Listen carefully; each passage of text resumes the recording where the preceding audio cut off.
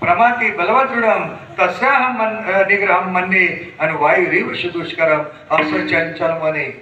पण जगद्गुरु तुकाराम महाराज या ठिकाणी सांगतात की मनाला मात्र माझ्या असं आवडतं की हरिजना सवे भेटी.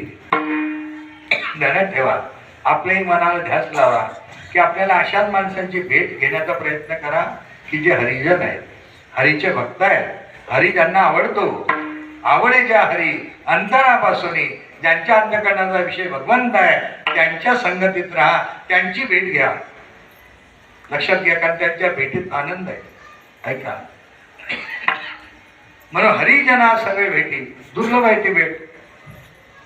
बरं झाली भेट तर नभो अंग संगत होती, म्हणजे त्यांचा आणि तुमचा वियोग होता कामा नये. चांगल्या सज्जनांची संगत एकदा लाभली ना, तुम्हाला सांगतो गणित आहे, चांगल्या माणसाची संगत भेटत नाही. ऐका चांगलं, चांगल्या माणसाची संगत जीवनात भेटत नाही. पुण्याशिवाय नाही भेटत चांगली माणसं. पुण्य पाहिजे मागच्या जन्माचं. चांगल्या सज्जनाची संगत भेटत नाही. भेटली तरी ती लवकर आपल्याला पटत नाही. पटली तरी त्याच्या संगतीत राहिलं तर ती जास्त दिवस टिकत नाही. कारण आपल्या मनाचा बाजार वेगळा असतो आणि त्याच्या मनात वेगळं असतं. त्याचं ना आपलं सूत्र काही जमत नाही. सूत्र कोणाचं जमतं? समान शीले व्यसनेषु सत्यम. ज्याचं शील एक आहे त्याचं सूत्र जमतं, ज्याचं व्यसन एक आहे त्याचं सूत्र जमतं. आहे की नाही? तंबाखूच्या जवळच चुन्याच्या डबीवाला येतो की नाही? टाळाच्या जवळच विण्यावाला येतो की नाही? आहे की नाही? काळीवाल्याच्या जवळच पेटीवाला येतो की नाही? द्या माचीस. लक्षात घ्या, समान शीले व्यसनेषु सत्यम. चोराच्या जवळ चोर माणसं एकत्र येतात, लबाडाच्या जवळ लबाड माणसं येतात, शहाण्यांच्या जवळ शहाणी माणसं येतात, मूर्खाच्या जवळ मूर्ख माणसं जवळ येतात. कारण हे संगत समूह त्यांचाच जमतो की ज्यांचा शील एक आहे. म्हणून चांगल्याची संगत पुण्याशिवाय भेटत नाही. भेटली तरी ती आपल्याला ओळखता येत नाही, भेटली तरी ती टिकत नाही. हे ध्यानात ठेवा. म्हणून जगद्गुरु तुकाराम महाराज सांगतात ना, हो अंग संगत होती हरिजना सवे भेटी. त्यांची भेट व्हावी देवा, आणि त्यांचा आणि माझा कधीही विरह होता कामा नये.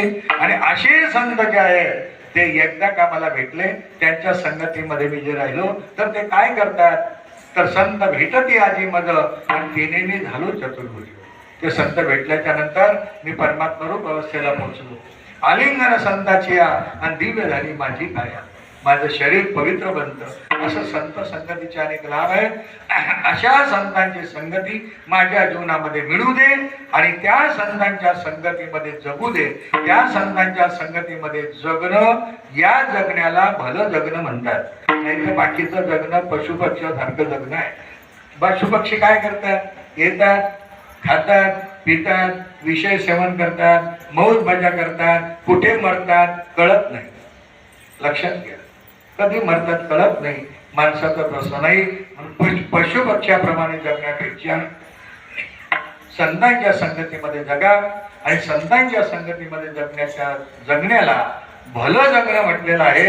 हाच अभिप्राय जगद्गुरु तुकोबार आहे.